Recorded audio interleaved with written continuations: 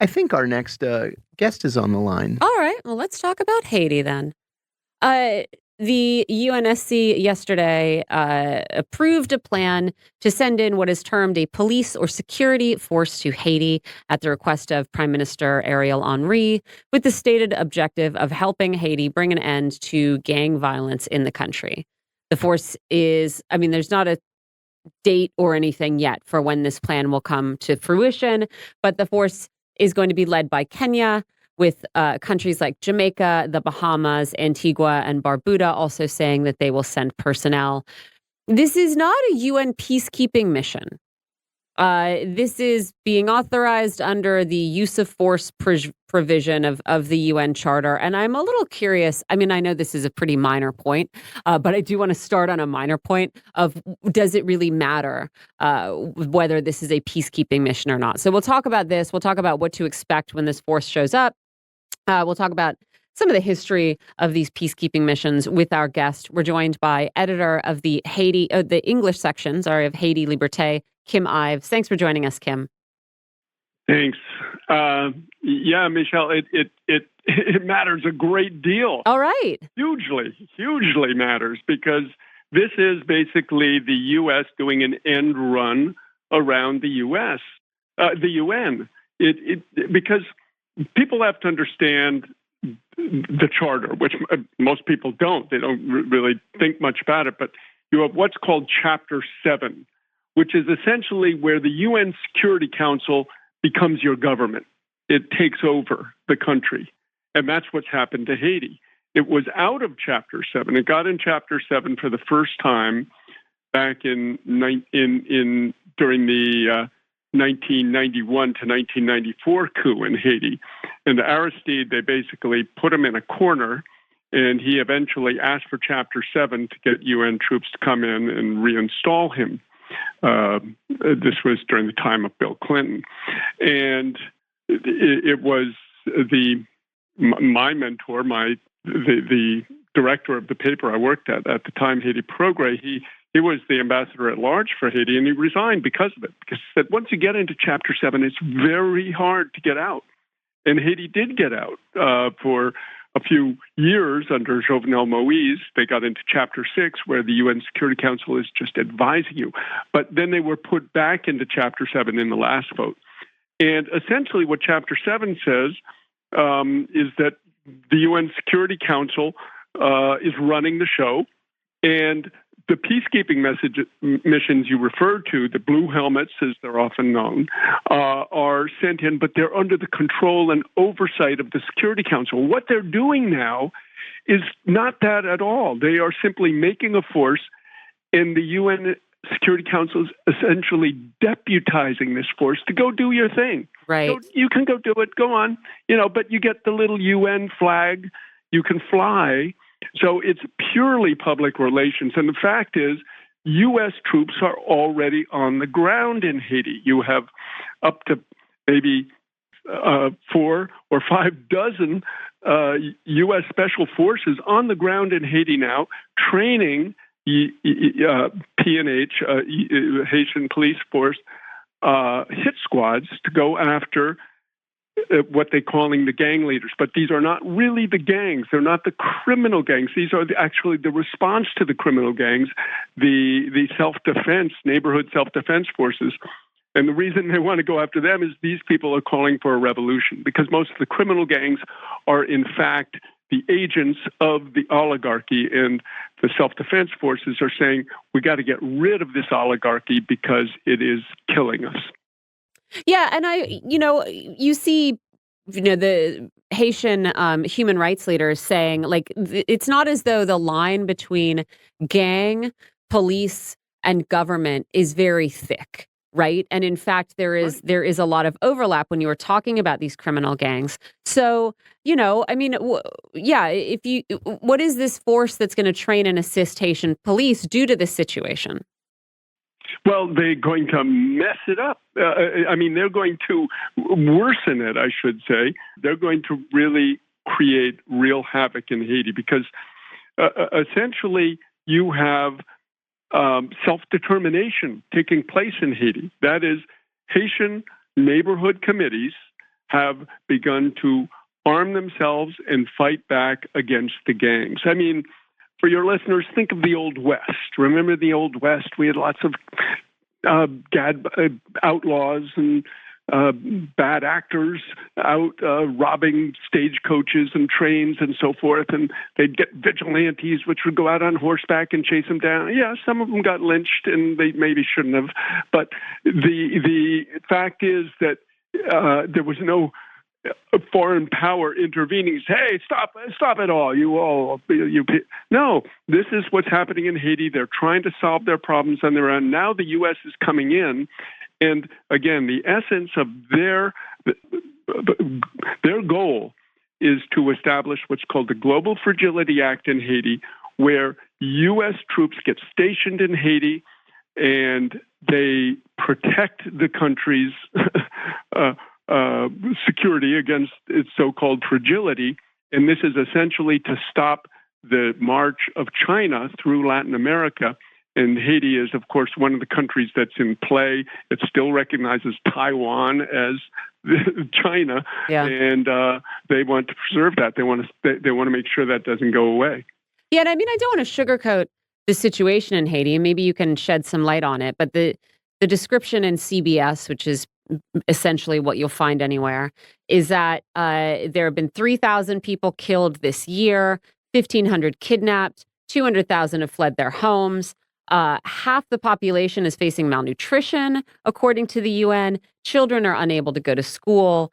But, this has been the case for some time now, right? And so it seems like what you're saying is basically this force is not necessarily going in to stop much of that, but to protect Ariel Henry, whose, government eventually would be toppled by these forces. And all of that is coming on the heels of two UN interventions over the past 30 years, one in 1994, one in 2004. So after all these interventions, which were supposed to stabilize Haiti, they've just made it more stabilized. In fact, it is those interventions, I've argued repeatedly on many airwaves, which have debilitated the Haitian state to the point where there isn't a police force which can deal with the gangs, because it's like you're on antibiotics all the time. Now suddenly you don't have any more immune system. Yeah. So they have to butt out. They have to stop trying to use Haiti as this geopolitical pawn, which they are against China, as I just explained, and against the revolutionary impetus in the Haitian masses, because essentially it is a slow motion revolution going on in Haiti. And what's happened is these self-defense committees that have established themselves have a revolutionary agenda. They are calling for the overthrow of the system in Haiti. And this is what has Washington and its Haitian oligarchy that it works with in Haiti going out of their minds. They're saying, oh my God, save us from these people, because they have arms. This isn't a bunch of, Marxist university professors sitting in a classroom somewhere talking about it. These are people in the street with AK-47s in their hands. So now you have a really dire situation from their point of view. And, it feels like regardless of how involved you think a country should be in the, undeniable crisis, right, in one of our neighbors. The fact that Kenya is going in to lead this force, and that just a week ago, the U.S. and Kenya signed a defense agreement specifically in preparation for this mission, and also in fighting al-Shabaab, really bolsters what everyone believes, which is just that you have to put a black face on this assignment, right? It's going to be Kenya, backed up by soldiers from Jamaica and Barbuda, and nobody is fooled by this. But I also want to point out a couple of ironies in the defense of Kenya specifically and this mission in general. PBS points out that Washington and Nairobi's new agreement will guide defense relations for the next 5 years as the war in East Africa against the al-Qaeda-linked al-Shabaab extremist group intensifies. It also notes that Kenya has pointed to its own long history of peacekeeping experience in Kosovo, Somalia, and Congo. To which I respond, so how is life there going now, right? And I feel like anyone reading that should think, boy, on one hand, Finger one, we launched this war on terror 20 years ago, and the groups that we were fighting have only grown and spread, right? It's not as though we have whittled al-Shabaab down from an enormous threat 20 years ago to a middling one now. It has been the opposite. We also have this long history of peacekeeping missions, and I don't know that anyone's planning vacations in Somalia or Congo anytime soon, right? And so I don't know how much more evidence we need that at a minimum, we could probably use a change of tactics. And so I wanted to ask about Kenya as a sort of front for this intervention and the history of these kind of interventions. Well, I just got back from Haiti at the beginning of September. And during that time, we interviewed a guy who was very closely connected with CIA and DIA over many decades. And he explained to me that in addition to the $400 million that they're sort of proposing to back this force, the U.S. has put up $100 billion so far. Nobody else has, and it's all voluntary donations to this effort, by the way. Right. So in the end, the U.S. is going to end up paying for most of it, which it should, or it shouldn't, because it's us paying for it, and we don't want to. But the U.S. government is going to be the main one behind this because they're the main promoters of this whole thing. But in addition to that, $100 million that's been put up out of $400 million, which they're looking for, there was a $50 million bribe on the side, apparently, according to this DIA-CIA source that I have, who said that, basically they're buying the Kenyans. And you can see that with Lloyd Austin's visit last week to Kenya, where they signed this 5-year deal. So Kenya has become the new poodle of Washington in Africa. We saw it with the threats of President Ruto of Kenya against, the Mali and the others who are breaking away from French imperialism. ECOWAS saying that they were going to go in and maybe invade those countries. And of course, Burkina Faso, Mali said, no, if you come, we're fighting you. So nothing has happened. But essentially, Kenya is doing the bidding of Washington. And it is just that. It's blackface on essentially a U.S.-Canadian endeavor in Haiti. I also want to ask what the response has been in Haiti. I mean, Ariel Henry, of course, expressed gratitude on Twitter, but he was never elected. So we're not going to take his words as an expression of the people. Has there been any response from on the ground in Haiti? Well, there have been dozens of demonstrations against foreign intervention.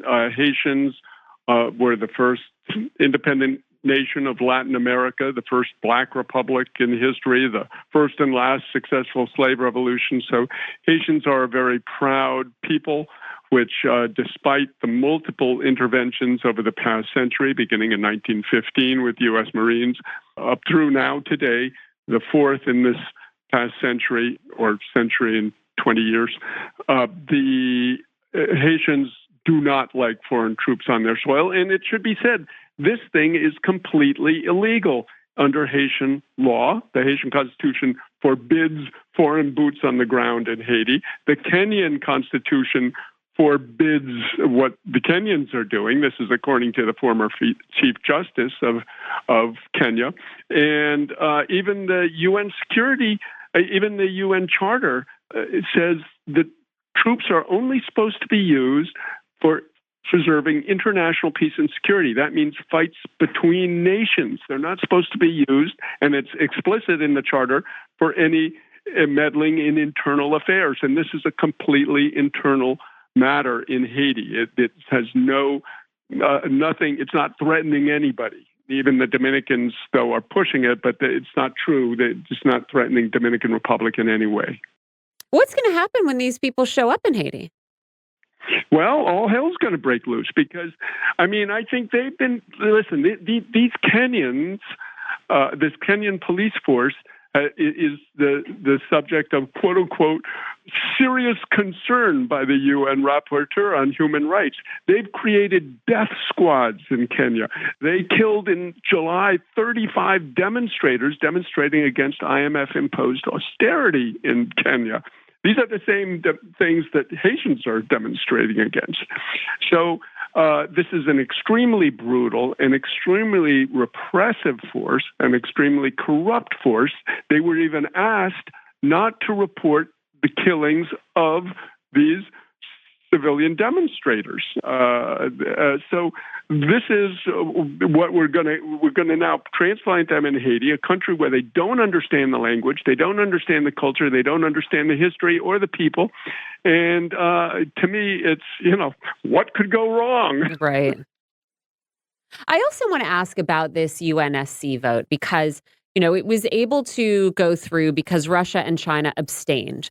I assume they could have vetoed it. And I wanted to ask if anyone was actually hoping or expecting that they might have vetoed this decision and what that would have meant.